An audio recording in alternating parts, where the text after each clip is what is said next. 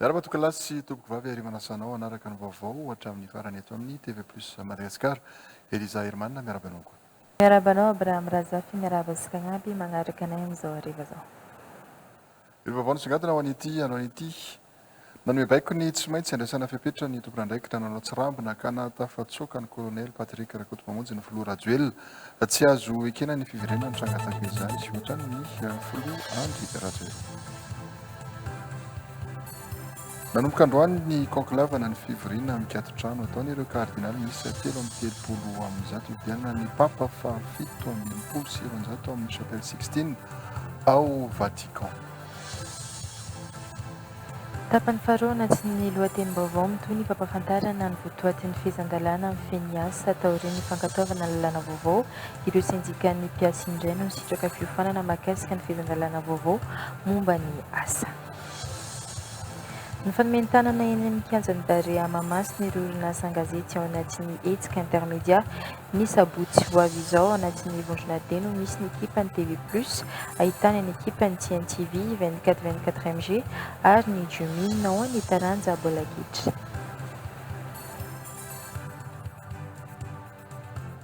Ny maresaka iraisam-pirenena avy hatrany nanomboka androany ny conclave na ny fivoriana mikatotrano ataon'ireo kardinaly 3 ividianana ny pape fa 7 ao amin'ny chapelle Sixtine ao Vatican.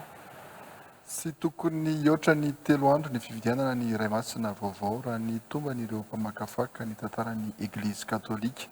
Afaka mifidy ny tena kardinaly tsirairay, afaka mifidy tena ny kardinaly tsirairay izay sady candidat no mpifidy ihany koa dorana ny vato tsirairay isaky ny vita ny fividianana. Ny fivoan'ny setroka fotsy amin'ny chapelle Sixtine no ahalalana fa voafidy ny papa fa 7 sy 900 fitiavana taonay sy Iva Razata. 10 andro taoriny nandevenana ny pape François niroso tamin'ny fividianana izay andimby azy ireo kardinaly maneran-tany androany 7 Mey 2024 nanamarika ny fanombohana ny fividianana ny sorona masina lehibe ny arahan'ireo kardinaly mpifidy tao amin'ny basilika ny Masin-Dapiera atao anatin'ny conclave na fivoriana mikatotrano sy lavitry ny fifandraisana rehetra avy any ivelany ny fividianana izay ho pape fa 7 sy 900 hitantana ny Eglizy Katolika Romana maneran-tany. Misy 3 ireo kardinaly afaka hifidy ao anatin'ny antsoina hoe collège des cardinaux. Misy olo-tena ny Madagasikara hifidy ny papa vaovao ny kardinaly son éminence Tsarazana Désiré.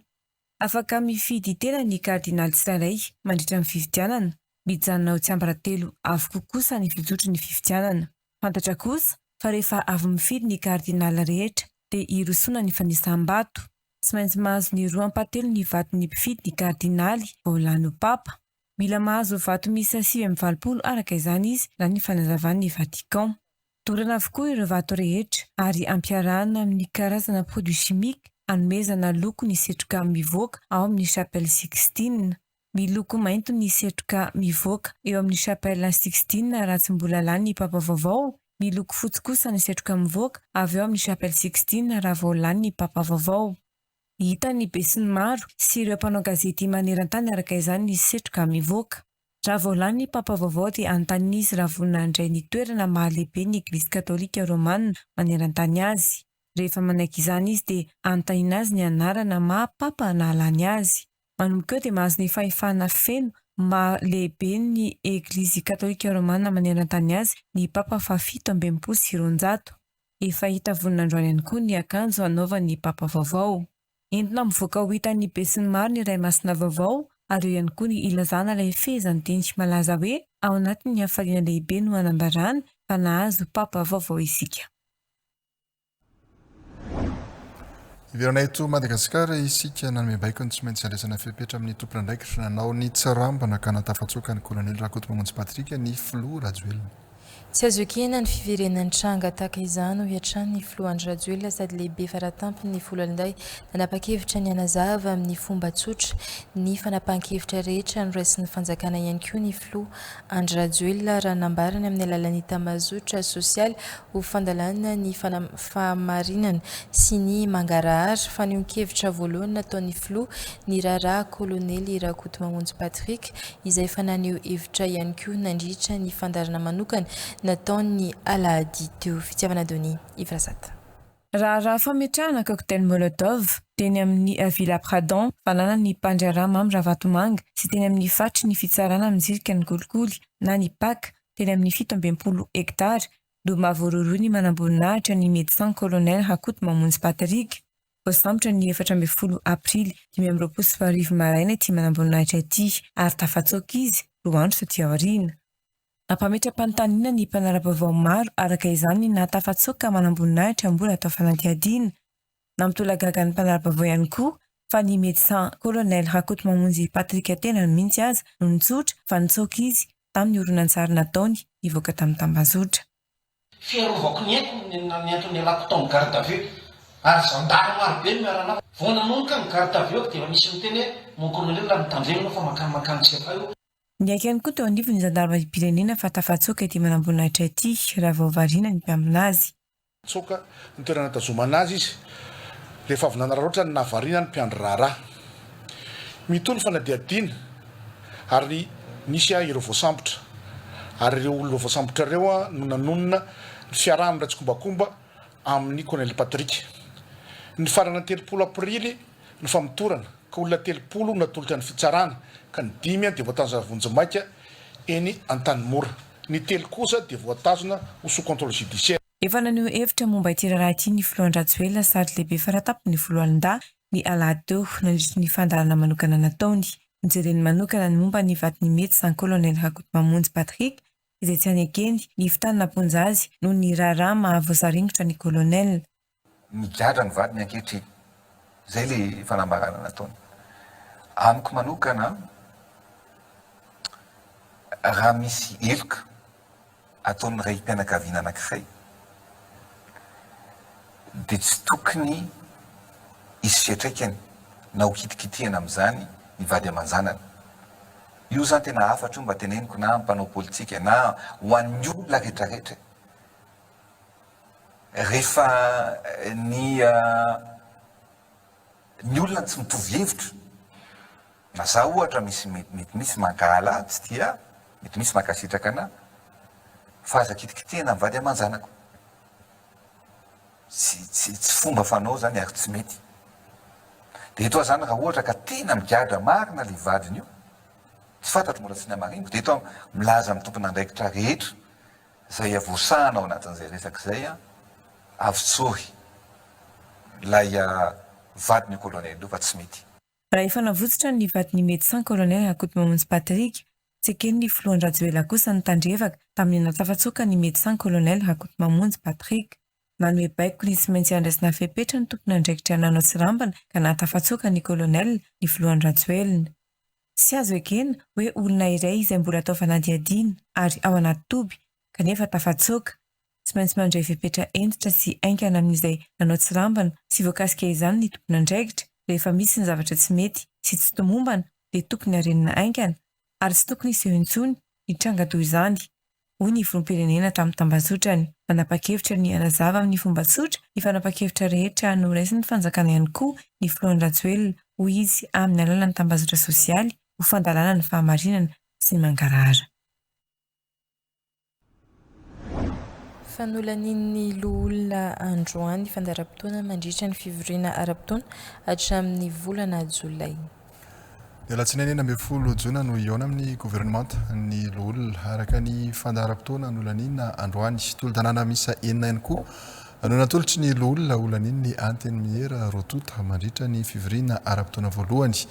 Eny amin'ny anteny mirandoolona araka ny fandaniana natao androany tsy voatery sy anaraka anio fandaharam-potoana io anefa ny lola satria tsy maintsy isy ny volavolan-dalàna ho aroso ny gouvernemanta izay tsy maintsy olaniana eny amin'ny anteny mirandoolona.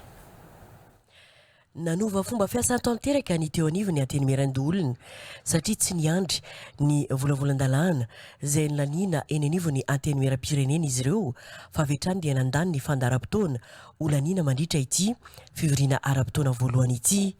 androany nandany ny fandaram-potoana ireo loholona nanolotra tolo-dalàna mikasika ny lalàna feny antoko politika sy ny tolo-dalàna feny fivezivezena sy ny fifindramonina ny filohan'ny antenimiran-doolona ny jeneraly Ravalomanana Richard nanolotra tolo-dalàna mikasika ny lalàna feny fiarovana ny taranaka baobaba sasany izay efa mitady olany tamingana eto Madagasikara ihany koa ny loholona Mahonjo Hugues sy ny loholona Tsiebo Maleo ary ny loholona Tiandaza Odilon sy ny loholona Alidy Bin Sofo nanolotra tolo-dalàna ihany koa ny loholona Rakotondrazafy Lalatina tolo-dalàna mifeny fahafahana mampitsahatra amin'ny asany ny ben'ny tanàna raha misy fahadisoana taony mandritra ny tao-piasany isan'ny tolo-dalàna narosony ity loholona ity ihany koa ny tolo-dalàna mifeny fanaovana vaksinomby sy ny fanaraha-maso ny fahasalaman'ny omby ny loholona Ndrina Rakotondrainy be sy ny loholona Tiandaza Odilon ihany koa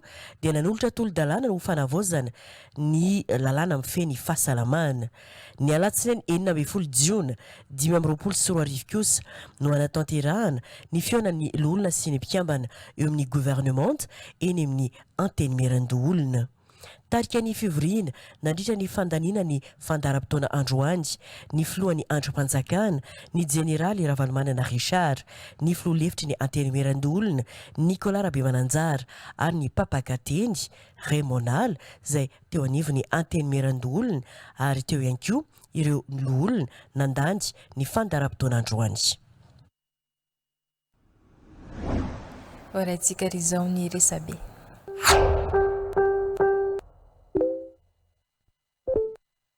Ny pejy fampelezana ny finoana katolika vita androany maraina ny fankalazana ny sorona masina Pro Eligendo Romano Pontifice vidianana ny papa notarian'ny kardinal Giovanni Battista Re tao amin'ny basilika ny Masindapiera ary notrony ireo kardinaly mpifidy miisa 330 notsahivina tao anatin'ny toroteny nataony fa ny papa tsirairay dia manohy ny maha-iray an'i Pierre sy ny iraka nampanaovina azy. Avy eo dia nanamafy izy fa tsy fifandimbiasan'olona tsotra fotsiny ny fifidanana ny papa vaovao fa i Pierre Apôstôly hatrany no miverina. Ny kardinal Giovanni Battista Re teo ampiandohan'ny toroteny ihany dia natsiaro mazava-dehibe an'ity lamesa Pro Eligendo Romano Pontifice ity ka hoy izy eto isika hiantso ny fanampiny ny fanahy masina talao amin'ny fahazavany sy ny heriny mba ho voafidy ho papa izay ilainy ny fiangonana sy ny olombelona amin'izao fotoan-tsarotra sy sarotra amin'ny tantara izao. Ny tolakandro nanomboka tamin'ny 4:10 ora italiana no niditra tao amin'ny Chapelle Sixtine ny kardinaly hiatrika ny fividianana voalohany ary ho fantatra amin'ny alalan'ny setroka ny valiny manomboka amin'ny 7:00 androany.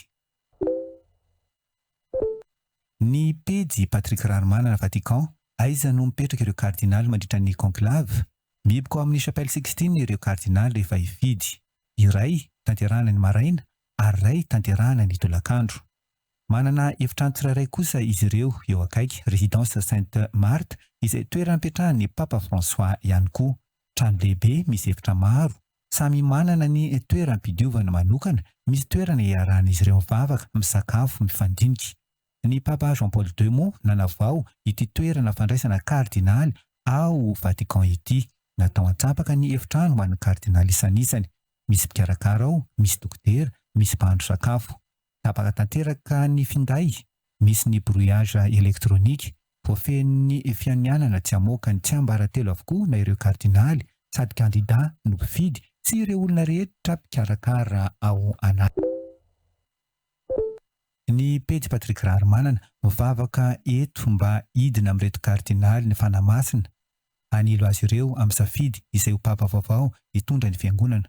Manome todrano ny kardinaly mpifidy zokiolona manao ny satroka maheveka azy izy eto fa kosa tsy mitana ny tehana satria tsy évêque de Rome izy izay mbola tsy misy. Ny pejy Météo Madagasikara volinandro ririnina ny 3 andro ho avy hanao volinandro ririnina ny andro ato anatin'ny 3 andro ho avy ary songatana kokoa izany amin'ny ilany atsinanana ny avoan-tany. Ny pejy 24/7 mpiasa teratany malagasy enina no tsinanana taratasy ara-dalàna Misampotry ny polisy misahana ny pasiport sy ny fifindra-monina tatsy amin'ny nosy Maurice Omaly any Pôly no anatanterahana ny fitsarana azy ireo. Ny vaovao malaza eran-tany ofisialy, mpankafy FC Barcelona iray no voalaza fa namono tena taorian'ny faresen'ny ekipany manoloana ny Inter Milan Mali Alina tranga anseho tany amin'ny Repoblika Demokratika ny Congo.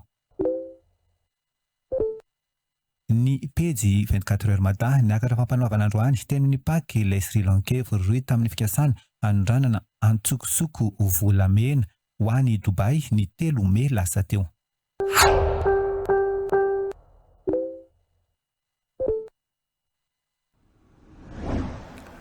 Fahatsonga ny dododo ny tsapalahelo ny filoha-hevitry ny antenimieram-pirenena Fomendraza Anglizety noho ny fahalasana ny rainteraka azy. Teny Ambohimeandra ny fianakaviam-beny ny antenimieran-doholona antareny ny filohany sy ireo loholona io hariva io mampiara-miasa amin'ny antenimieram-pirenena no antony nanatanterahana ny adidy hoy ny filoha-hevitry ny antenimieram-pirenena Fomendraza Aingo Elizety raha pitso no entina ny atandrazana ny ampanihy ny nofo mangatsika ny rainteraka ny filoha-hevitry ny antenimieram-pirenena Fomendraza Aingo Elizety. Omaly talatenina meno no dimandry teto Antananarivo ny rainteraka ny Fomendraza Aingo Elizety Ingenierina Jean Francisco amin'ny mampiara-miasa ny loholona sy olombavambahoaka dia tonga namangy sy niaraka ny ombina lahelo amin'ny filoha-hevitry ny antenimieram-pirenena Fomendraza Aingo Elizety ny fianakaviam-beny ny antenimieran-doholona no tareny ny filohany jeneraly Ravalomanana Richard sy ny filoha-hevitra Nicolas Rabemananjara ary ireo loholona sy ireo mpiara-miasa eo anivon'ny antenimieran-doholona ny hariva teo. Tonga hitondra ny teny fampianarana mafika kanefa tsika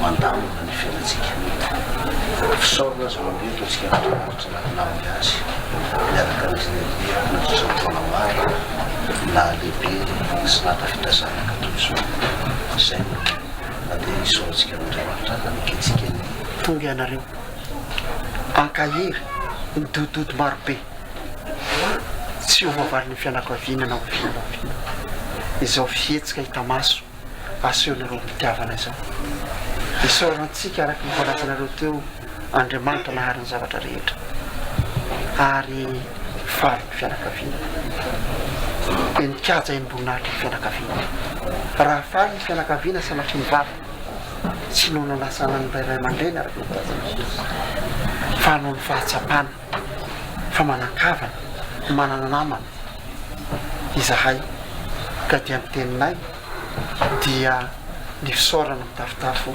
anareo rehetra tsy akanavaka. Misy koa ny fitenina tefara amin'izany ka misy voatsambontany na masoareta ary solona mitany lasa zay fa misy kosa raha tsika tsy ohatra indrindra toko ary mamerimberina izany fisaorana izany fianakaviana. Rampitso no entina hitoto any ampanihy ny vatamangatsiaka ny rainteraka ny filoha-hevitry ny antenimieram-pirenena Fomendraza Aingo Elizety. Eny amin'ny faritra Sava isika amin'ny tsy lafim-baovao manaraka ity misedra olana trano teo aloha ireo mpianatra rehefa hamonjy toeram-pianarana noho izy ireo tsy maintsy miampita ny renirano ny loko. Mpianatra manodidina ny 700 mipetraka ampitany renirano loko no sahirana mamonjy ny toeram-pianarana indrindra amin'ny fotoam-pahavaratra noho ny tsy fisian'ny lakana hiampitany ho fa mahana olana ireo mpianatra mamonjy toeram-pianarana nanolotra lakamby iray ho an'ny mpianatra sy ny vahoaka ao amin'ny fokotany Belambo loko distrikany Andapa ny governoran'ny faritra Sava sy Ramila Dedi Gervais ny sabotsy 3 Mey lasa teo. Ankehitriny dia voavany olan'ny mpianatra sy ny vahoaka mivezivezy mamonjy ny renivohitry ny fokotany noho ny fanomezana lakamby iray avy amin'ny gouvernoura sy Ramila Dedi Gervais. Ny tanjona hita aminazy tsy sisy fanavokavagna ny zanaka ny fianarana. Ny fanabeazana tokony mitovy zofo ny zaza na ilan-drano na ato. Satria raha magnoragna ny andro, miakatrakatra ny rano, tsy afaka ny avy ambadika. ka eto zegny mba ampitovezan-dro ny zanaka malagasy jiaby no nitsinjovagna izay roa ilan-drano ary mety tsy mpianatra fao fa ankamaroan'olo jiaby mandeha belambo aty na manao bazary na magnano ino ka ho tombotsoan'ny vahoaka ny beloko indrindrandrindra ny fokotany belambo no androrana zo. Nankasitraka ny ezaka ataon'ny fatra amin'ny famahana olana mianjady amin'ny vahoaka ny solombamboaka ny Madagasikara voafito tao amin'ny distrika Nandapa tafapetraka ny vato fototra entina anorenana trano-tsekoly vaovao izay tetikasan'ny solombamboaka miaraka amin'ny kaomina. Hametraka vato fototro mba mariky tamaso amin'ny école eto Bolokoloko izay école mirefy 12 metatra sy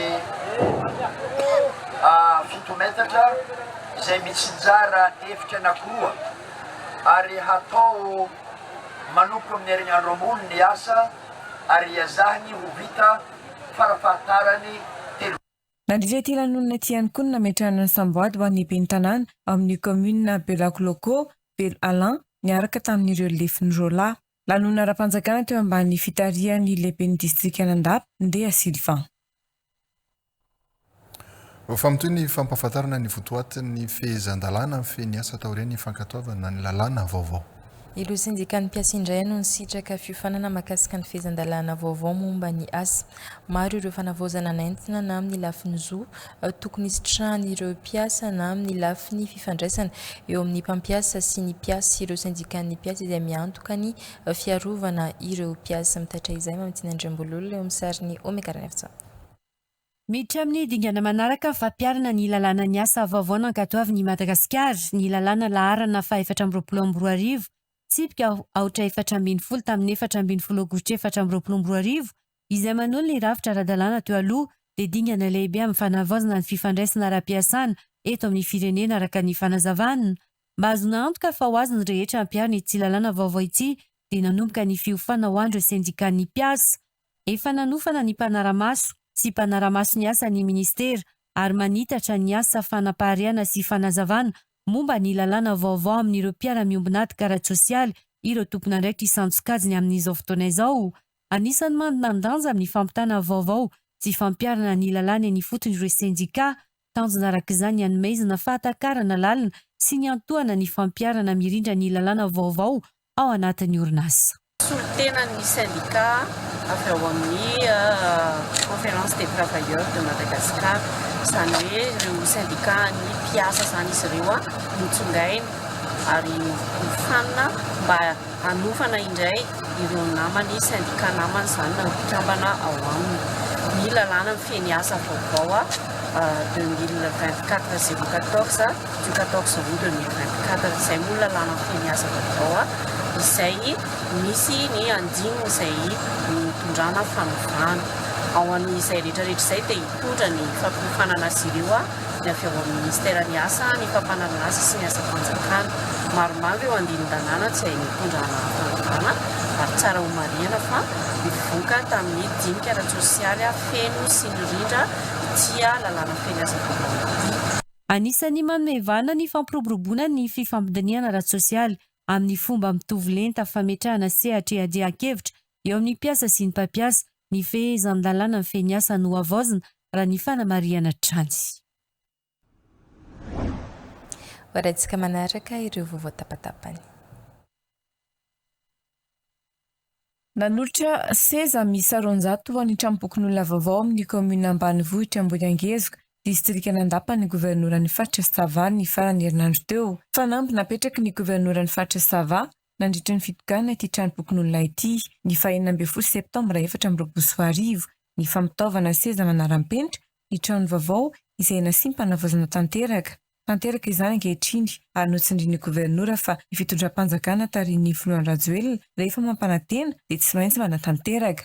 Ambeteny ny governora ny ampitovy lenta ny fitatana ny distrika 4 mandrafitra ny fatra amin'ny fampisitrahana ny asa fampandrosoana.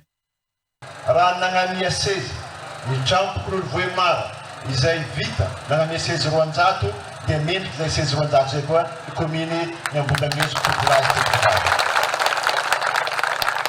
Misy kolera roa izy, misy fotsy, misy mainty dia araka teny ray aman-dreny taloha zay tamin'izay nagnatitra izay karaha tsisy raha tagnatiny fa izao zegny karaha finesen'olono raha tsara ka zegny nakatsaray tompolahy sy tompovaly.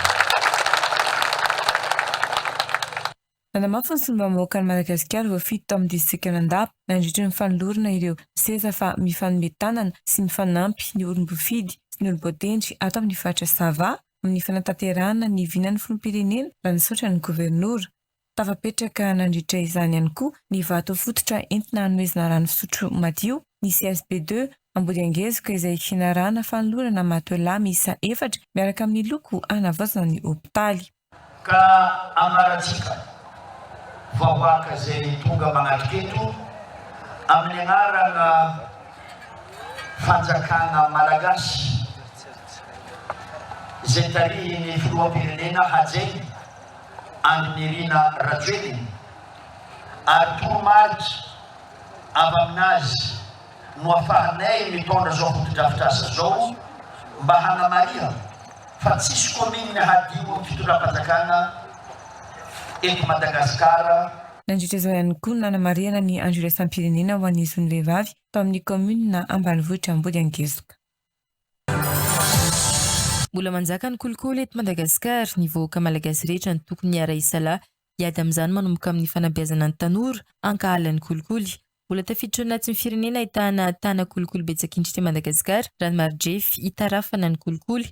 Fantatra mantsy fa 90 amin'ny 100 no isa azon'ny Madagasikara amin'ny marjefy hitarafana ny kolikoly na IPC ny taona 2024 isa mitovy taona 2024. Nihodina teo amin'ny isa 2020 ka hatramin'ny 90 amin'ny 100 ny naoty azon'ny Madagasikara ao anatin'ny 7 taona. Midika izany fa tsy miova ny fanovana kolikoly eto Madagasikara tao anatin'ny 7 taona izay ary ny taona 2024 no mba nahatratrarana ny sambony indrindra izay 30 amin'ny 100. Ny tsy fahatombanana ara-pitantanana, ny tsy fampiny hetsika sy rafitra iadiana amin'ny kolikoly, ny tsy fisian'ny rariny anivon'ny fitsarana, ny tsy fanaran-dalàna no isan'ny mampirongatra ny kolikoly hoy ny teo anivon'ny Transparency International. Nisy androany ny famelabelan-kevitra nataon'ny poety Liuxi nampafantarina ny aisoratra sinoa tafiditra ao anatin'izany tony kalotranina ny aisoratra tranina izay manandanja amin'ny aisoratra sinoa no izy miresaka amin'ny antsipriany ny tantara nolalovan'ny Chine. Aisoratra ampitodika ny rehetra amin'izao ankehitriny izao anaja ny tontolo iainana. Tonga amin'ny tempoloko Zizu Andrany velona ny Master Shiuyul izay pape bouddhiste fa 570 izay sady hitondra fampianarana violon eto Madagasikara. Etsika famaranana ny fankalazana ny fa 520 taona ny Bouddha sy ny fankalazana voalohany ny festival fitiavana sy fandriam-pahalemana ary-kolontsaina fankalazana nandritra ny 3 andro ny Antsiprianjara. Ity tempoly Sizu eto Andranovelona distrika Anakazibe ity no tempoly bouddhiste anisan'ireo 4 ngeza indrindra maneran-tany. Nosafidian'izy ireo i Madagasikara nananganana ny tempoly Sizu ho anjara pirikiny amin'ny fampianana ny fandriam-pahalemana sy ny fifankatiavana. Nisafidy ny petraka eto Madagasikara ihany koa i Master Shiule, mpitarika voalohany ny bouddhiste manerana izao tontolo izao. Itenany izay ohatriny hoe papa amin'ny katolika fa izy no faha 570 amin'ny papa bouddhiste. Hitondra ihany koa izy ny fampianarana mitendry violon eto Madagasikara. Eo amin'ny lafiny fizahantany koa dia afaka hisintomana mpizahatany ny Temple Sizu. Tsy misy sara ny fitsidiana ny toerana, manodidina ny 100 ny moine sy ny nonne monina amin'ity toerana ity. Nisy androany ny famelabelan-kevitra nataon'ny Liuxi izay isan'ireo poeta bouddhiste nitondra ny aisoratra anaty tononkalo Shan. Ahitana ireo poeta sinoa fanta-daza ary manamarika ny tantaran'ny Chine manokana. Ny tononkalo Shan izay maneho ny tantaran'ireo firenena sinoa, 5 poètes bouddhistes Wang, Wei, Sushi, Anshan, Huangyi sy Sainder. Ny aisoratra Shan izay mampita ny fomba fiaina sy filozofia, fanomezana fanajana sy fiarovana ny natiora sy ny tontolo iainana. Aisoratra ampitodika ny rehetra amin'izao ankehitriny izao anaja ny tontolo iainana. C'est quoi l'esprit de Chan? Mais ce genre de l'esprit qui peut traduire une vie, une attitude, une philosophie. Une philosophie, il faut à l'époque des ancêtres. Les grands poèmes, ils pratiquent leur vie souvent dans la forêt, dans la montagne, Et il demande toujours un respect pour la nature. Il demande aussi une protection dans leur propre cœur de nature avec l'environnement. Donc ça pourrait encore reconduire les peuples aujourd'hui, les contemporains, avoir le respect pour l'environnement. Ny fanandroany hetsika ho an'ny kolontsaina sy filaminana voalohany fa ny fandriam-pahalemana eran-tany hetsika tafiditra eo anatin'ny fankalazana ny 540 taona ny Bouddha. Antanterahana omaly enina Mai ny fanaovan-tsony ny taratasy fifaneke mpiara-miasa eo amin'ny ministre ny asa sy ny FMFP na ny Fonds malgache de formation professionnelle nasokatana tamin'izany ny mahazava-dehibe ny fiofanana arak'asa mba ho tombotsoa ny mpiasa sy ny mpampiasa tahina Rakotomalala. Natao ny fanaovan-tsony ny fifanaraha-mpiara-miasa teo amin'ny ministeran'ny asa sy ny FMFP mba entina ampitombo ny fahaiza-manao sy ny trakefa ananan'ny mpiasa eo anivon'ny orinasa iray amin'ny alalan'ny famatsim-bola ny fampiofanana arak'asa. Ny orinasa no mandoa ny latsakemika raha isan-jato tsy mpiasa mihitsy izay miasa ao anatin'ny orinasa anatin'ilay entreprise cotisante zany fa ny mpampiasa no mandoa an'izay latsakemiko izay ary voateny ombeny moa zany fa zo fototra ho an'ny mpiasa no mahazo formation zany izay mampivoatra ny asany fahaizany ary ny atao hoe ny fiainany amin'ny andavanandro ka tokony ny mpiasa ihany koa mpampiasa moa misy sasany efa mametraka an'izay zavatra izay fa tokony mpiasa ihany koa atao hoe ny mitaky ny zoany amin'izay lafiny fanaovana fahazoana formation izay. Ny zava-dehibe ngamba na hoe ny tombontsoa manokana anatin'izy dia ny ahafahana mampisandrahaka zany ny fahalalan'ny olona ny atao FMFP satria hatramin'izao zany ohatrany hoe teritery ihany ny eto andrenivohitra ihany no mahafantatra an'izay kanefa ny mpiasa malagasy amin'ny ankapobeny hatrany ambanivohitra any dia tokony azo izay hoe tandrify azy amin'ny fiofanana izay mazava ho azy fa hoe tsy maintsy misy latsakempoka na zany amin'ny alalana coopérative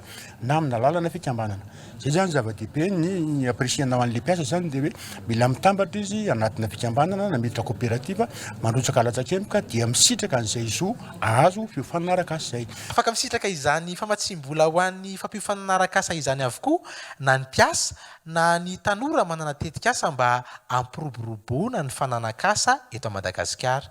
Iara-iasa ny ministère misahana fampananasa sy ny Fonds malagasy de formation professionnelle arakaraka ndreo ataontsika hoe tetikasa izay hoentindreo tanora zany manana izay tetikasa izay no ahafahana mamaritra hoe afaka hisitraka an'izany tohana izany izy ireo amin'ny alalan'ny fond eo ihany koa ny fandrotsahany orinasa latsakempoka raha ohatra kosa aloha tsy mandrotsaka latsakempoka tsy afaka hisitraka n'ilay tohana omen'ny fond ary izay indrindra no mahatonga ny hoe asiana tompona ndraiky mpanjakana mihitsy manomboka izao anentana andreo orinasa mba afafantatra an'izy ireo an'izay tombontsoa ho azondreo orinasa amin'izay fandrotsahana an'izay latsakempoka izay. Efa 5 taona moa no raha araky ny entsika tamin'ny Andriamatoa lehibe ny filankevim-pitantanana teo no notsangana ny Fonds malagasy de formation professionnelle efa natao foana ny ezaka mampafantatra ny andraikitra izy ireo fa ho tohizany izany amin'ny alalan'ny fidina ny fotony eny anivon'ny orinasa ary raha ny orinasa efa mandomo hoe fa resy lahatra amin'izany fa ny tanjona ankehitriny dia ny ampitombo ireo orinasa izay mandoa latsakempoka ao anatin'ny fond io mba ahafahany mpiasa malagasy mivoatra hatrany ary afaka tena hisitraka an'izany atao hoe asa mendrika izany satria rehefa mivoatra ara-pahaizana ny mpiasa dia afaka manantena fiakarana amin'ireo tombontsoa izay mety ho azy ny eo anivon'ny orinasa izay iasany. Mitoetra ny sika tao anatin'ny fampahalalam-baovao fanatanjahantena mifanome fotoana eny amin'ny kianjan'ny Barea Mahamasina ireo orinasa an-gazety ao anatin'ny hetsika intermédia ny sabotsy ho avy izao ao anatin'ny vondrona D no misy ny ekipa ny TV+, ahitana ny ekipa ny TNTV 24/24 ary ny Jumin ho an'ny taranja bola kitra raha anatin'ny vondrona B ny ekipa baskety izay miaraka vondrona amin'ny SMC Presse Sifaka ary ny ORTM manana ekipa mixte ho an'ny taranja tsipika ny DB ihany koa ny vondrona TV+ amin'ny ity intermédia ity anisany anamarika ny hetsika ny fisin'ny filatroany ireo mpandrainjary rehetra mialohan'ny anomboana ny fifaninanana sy ny fisin'ireo lalao ara-pirahalainy ifadibiasan'ireo andraisan'ireo mpikarakara-anjara sy ny mpiara-miasa amin'ity hetsika ity. Mamitsinandreo voalola onakarana fitsana. ho an'ny taranja baolina kitra misy sa 7-10 ireo ekipa hifaninana no zaraina ho vondrona 5 izany ka ao anatin'ny vondrona D no misy ny ekipa ny TV Plus Madagasikara. Araka ny fisariana natao dia anisan'ny pray vondrona amin'ny TV Plus ny ekipa ny TNTV, ny 24/24.mg ary ny ekipa ny Dreamin. Ankoatr'ireo mpandray anjara avy amin'ny haino vakijery avy eto Antananarivo, mbola anisany andray anjara amin'ny fifaninanana ny ekipa ny Bira Media avy ao Antsirabe. Ho an'ny taranja basket kosa indray, misy 9 ireo mpifaninana izay nozaraina ho vondrona 2, Cool TV FM, Viva, Dreamin, ary sioka no iray vondrona anatin'ny vondrona A, SMC Press, Sifak, ORTM ary ny ekipa ny TV Plus kosa no ao anatin'ny vondrona B. Ny anisan'ny ireo mpandray anjara ho an'ny taranja basket tamin'ny tsy taona ity mihoatra ny amin'ireo andiany teo aloha. Anisan'ny taranja vaovao nampidirina kosa amin'ny tsy taona ity ny tsipika Netbe izay betsaka mpandray anjara. Misy ny skady lehilahy ary ny skady mixte. Amin'ny skady mixte no misy ny ekipa ny TV Plus amin'ny tsy intermedia ity. Misy 5 ireo ekipa hifaninana amin'izany. Ny ekipa ny RDB 1, RDB 2, SMC Press 1, SMC Press 2 ary ny TV Plus no anisany hifaninana. Efa mandeha ny fanomanana ny hetsika izay tanterahana eto Mahamasina ho ny mpikarakara. Ampiavaka izany ny filatroany ireo mpandray anjara rehetra mialoha ny anombohan'ny fifaninanana. Raikitra fa eny amin'ny kianja Bary ihany atao ny ferahana ny intermedia iray eny an-kianja. Isan'ny fivarotana sakafo maivana eny an-toerana fa ity no anisan'ny vaovao anankiray. Amin'ny ena sasankatramy 7 ny appel, amin'ny 7 sy fefany. Milahatra tsika manao défilé amin'ny ny joueur rehetra dia mila tonga zany amin'io dia entanina hanao fanamiana mampiavaka ny organe de presse na ny maillot zany dia hitondra ihany koa ny visibilité amin'ny organe de presse tsirairay ny mpandray anjara amin'ny valony manomboka match amin'io. Ny sabotsy 10 Mey izao no nataterana ny hetsika intermedia etsy amin'ny kianja ny Bareny Mahamasina. Afaka manatrika izany ireo mpiasa mihaino vakijery sy ny fianakaviany na tsy mandray anjara azy ho hiatrany ny mpikarakara.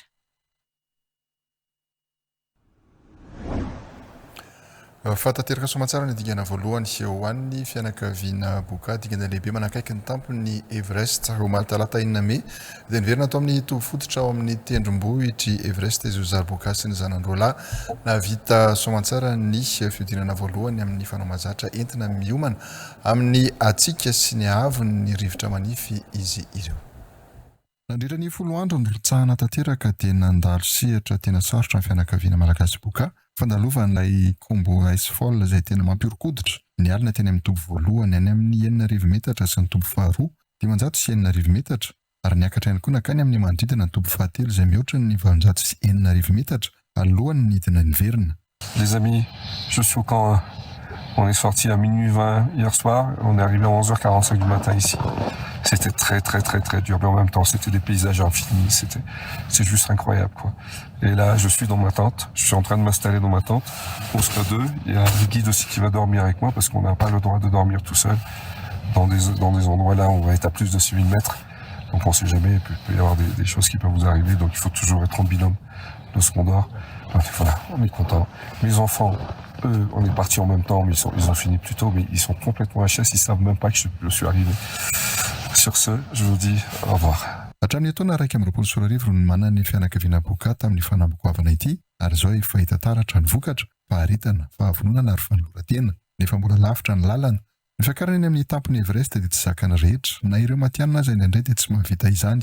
Androany ny fianakaviana boka no manohy ity fanampy ity manome aingam-panahy ho an'ny taranaka eto Madagasikara sy manerana izao tontolo izao. Io fiverenana amin'ny tobo fototra io no mariky ny famaranana ny dingana voalohany. Aorian'izay fotoana kely hialan-tsasatra. Raha manampy ny toetrandro dia ikasa anatony ny tampony Everest ary zareo alohan'ny tapaka ny volana Mey. Ity dia fanamby ara-batana, ara-tsaina ary feno asina. Fiaraha-miaina afatra ho an'ny firaisan-kinina sy fanantenana izay rahan'ny malagasy sy ny ray manontolo sy amin'ny tontolo amin'ny fosiny maso. Ny anofahofa ny saina malagasy ny anatampony izao tontolo izao tanjona.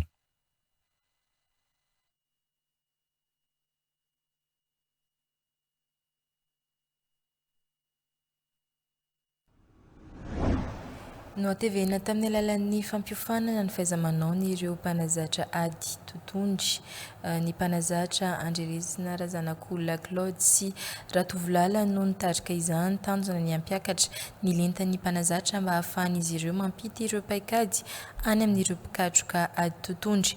Ankoatra ity fampiofanana ity dia ny iray ny voalohan'ny volana Jona no anatanterahana ny fifaninanana goavana Roi du Ring. Romière Manana. Mpanazatra misy 150 no niatrika fampiofanana sy fanamafisana trakefa ho an'ny teto amin'ny ligana Lamanga ny atotondry.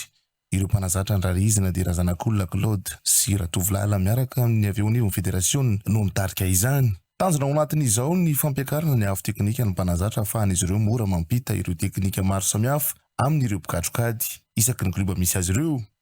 Dia manao recyclage izy androany 4 mai ito izay tarihan'ny metra Razanakolona Claude sy metra Ratovolala ary zao etsy ny coordination ny fédération izao satria marina efa zay eo ambany fehin'ny fédération izay eto amin'ny ligina Analamanga ka ito zay dia manao fisaorana manokana amin'ny fédération nanome anay an'izao zavatra izao satria miezaka izay eto izay ampitombo ny voan'ireo entraîneur eto Analamanga ary manana tanjona mihitsy izaka eto Analamanga zany ho lasa lavitra ireo entraîneur ireo satria eo ilay fampianarana ny teknika ny bonimo an'ny boxera izay entina hiady eny ambony ringy. Ankoatra ity fampiofanana ity dia isy ny fifaninanana Roi du Ring izay atao amin'ny fiandohan'ny volana Jona izao izay ahitana ireo ady mafana ho an'ireo mpikatrokady kalaza eo mitaranja ady totondry. Ilay premiera zao dia misy ady totondry goavana izay eo an'ireo kalaza ireo izay nampitebiteby antsika tamin'ilay chapitre numéro 2 nataon'ny karakarany tao amin'ny anatao amin'ny gymnase teo iny dia iverina ilay combat io izay mareka eto eo anan'ny tsila sitraka. Ka eto zay dia manentana anareo zany hoe eo ny tena hitantsika hoe izy amin'izy roalahy io indray nivoaka ho mpandresy amin'ny fotoana io. Notsindrin'ny filohan'ny ligana Lamanga kosa tafahany amin'ny volana Aogositra no anaovana ny fiadina ny tompon-daka ny ligana Lamanga ka tokony miomana amin'izany rehetra fifaninana izay tsy maintsy ataon'ny ligy rehetra ihany koa raha toka te hiatrika ny fifaninana pirenena.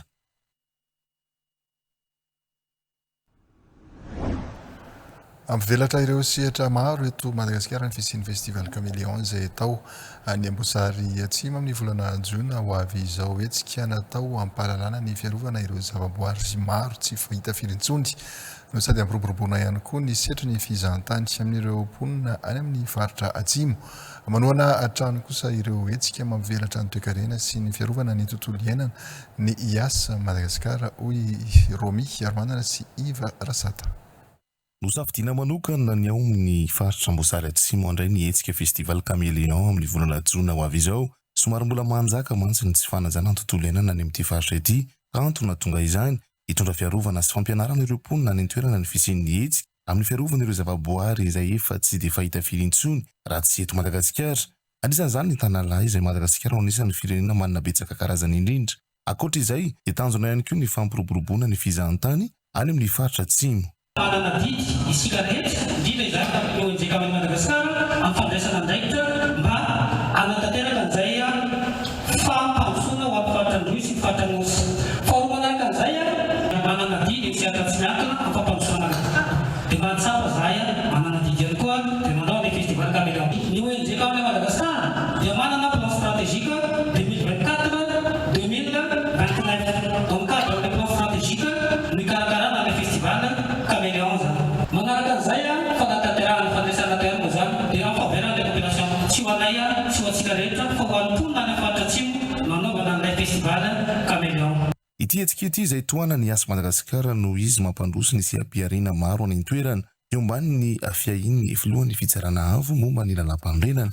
Florent Rakotoarsoso ny filoha-lefitry ny antemirandolona misahana ny tapany Atsimo Nicolas Arbe Mananjara sy ny somambahoaka Melavonjy Andreas Philobert ny festival Caméléon. Ministera maro samihafa ihany koa no miaraka misalama no metanana mba atotosa ity hetsika ity. Fotoana izao anarantsika ny voambolana.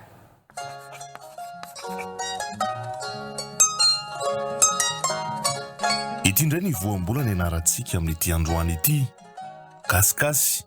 Ny hevitry ny voambolana hoe kasikasy dia lazana olona berehana sy mianan-kendry izany hoe miseho be ambo ka mahatsikaiky mihevitena ho tsara sy mahay ateo ho deraina ary koa dedaga.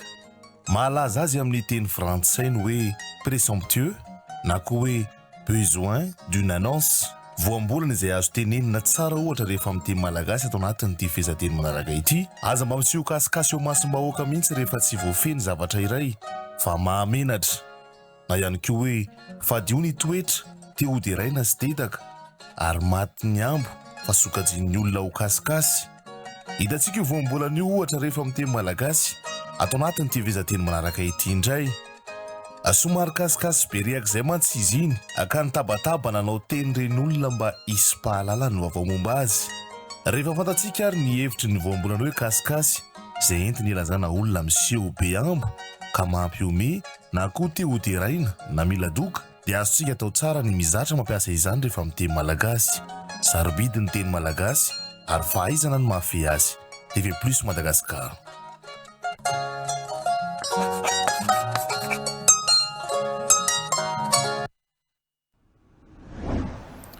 Manasantsika indray ranaraka ny eo raha hoe bijouterie ravaka mividy volamena manao ny asa rehetra momba ny volamena sy volafotsy magasin nouveauté Beorisk box 3 Antanarena ambany pharmacie Pergola Sini Orange eo anilanao nolotra ao anao moteur action dia zay ho any teneniko anao hoe raha ohatra ka hoe mety zany ry zareo dia tsy tindray ilay adany ty Paiso Salut, comment t'as vu? On a dit, c'est là. Isti sai ma penetrare te talati. Ha? Kis na vega yu sai na. Sama miaraka le sai Kis na vega sai penare sai na plesante wa klu. Présentena. Plesante wa kizi. Hoe présentena aminareo. Ka plesantena le tenena présentena. Izy poussi. Lo vetë bata poussi. Allora, fantacio. Mi dava si fa talisco stera popa pe. Però sai Kitsa dele kitsa kan de blai pe plus atera istra. Dai lo itana ti sai ti. Allo lu sanga sai resaka dana lu na roma dia. Tena serieux zany. Si penare pe sa kis na sai inne. Sini miaraka zay e. Si penare ke to de poti kuze. Kotinareo ona fa olona miaraka amiko ve dia kotinareo e. Si panao e. Si panao. Sini otrine miaraka fotsiny. Saka zalla sinana. Saza manorotagna sy si papine pa nanala sazayasa ve aza mamorotagna fa tonga dia mandana raga mandeha fa tsy aza manao zay matezitra tena mba serio kosa zavatra tena marina zany io na tsipy zay dia takama to kibo to dia putsaka to dia to amin'ny tany to mihitsy to dia afa zaza mihitsy le zany io manao zany dana mandeha tena serio dana mandeha manina io ka aza manao zay mampatezitra de to dia bakoti ko dana raga miala afatsy pa veleny rega le kito le fakony io za bofinay toetra ratsy ny fanasoketana ny namana aza miditra amin'ny fiainan'olona coupé dans la boîte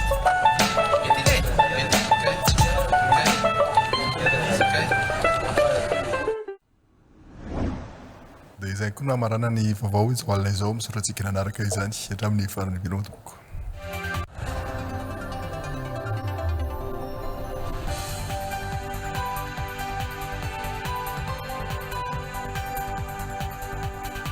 Nampiombona amin'ny toerana iray ireo olona sy ankolafo kely samihafa teto amin'ny firenena ny 3 Mey lasa teo ny fandaharana tondrisaka nandritra ny fankalazana ny 10 taonany namaly ny fanasana avokoa na ireo mpanao politika pomba ny fitondrana na ireo mpanao politika mpanohitra fitondrana na ireo olon-tsotra anisany nanome voninahitra ny fotoana ihany koa ireo minisitra mpikambana ao amin'ny governemanta sy ny lehibe ny antoko politika fikambanana ary solombavam-bahoaka miaraka amina ben'ny tanàna ihany koa ndeha arahantsika ary ny akon'izay tsy manavaka fa misokatra ho an'ny ankolafo kely rehetra ny fandaharana dondresaka izay vokarin'ny TV Plus Madagasikara mbola manaprofo izany ny fahatongavan'ireo vahiny nanatrika ny lanonana fankalazana ny 10 taona ny asabotsy lasa teo nahavita nampiombona tamin'ny toerana iray ireo olona sy ankolafo kely samihafa tsy mitovy hevitra teto amin'ny firenena ny 3 Mey lasa teo ny TV Plus Madagasikara namaly ny fanasana ireo mpanao politika pomba ny fitondrana nahitana ireo solombavam-bahoaka loholona fikambanana samihafa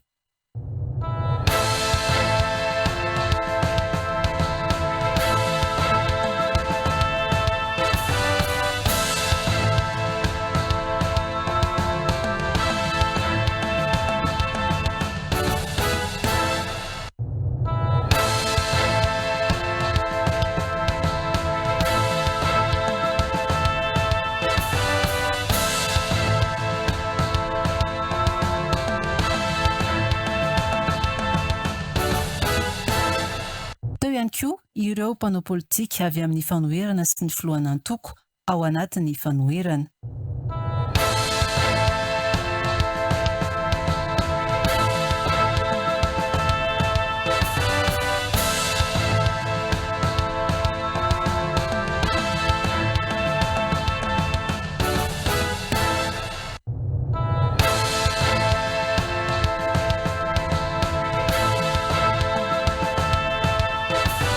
Anisan'ny nanome voninahitra ny fotoana ihany koa ny minisitra mpikambana ao amin'ny governemanta.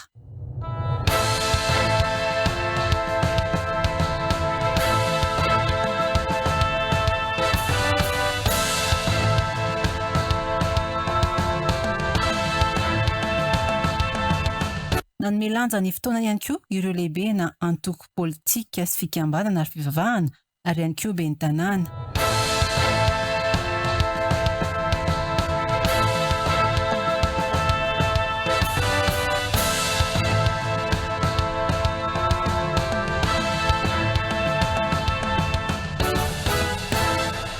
Misokatra ho an'ny olona rehetra moa ny fandarana adon-dresaka ary tsy voatery ireo mpanao politika ihany fa na ireo olon-tsotra ihany koa aza dia afaka maneho hevitra avokoa.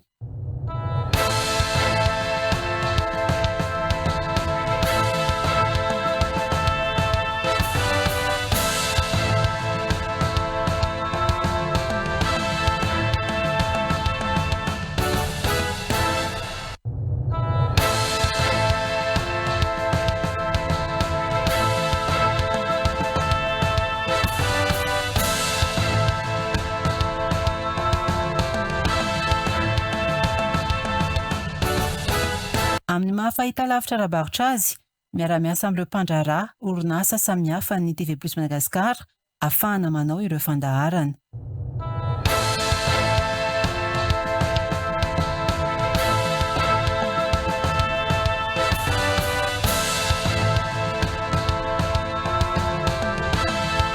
Farany ary tsy kely indrindra ireo mpankafy izay tonga marobe ny fanotrana nandritra ny fankalazana ny 20 taona ny fandaharana adon-dresaka teny amin'ny Hôtel International Ivato ny sabotsy lasa teo.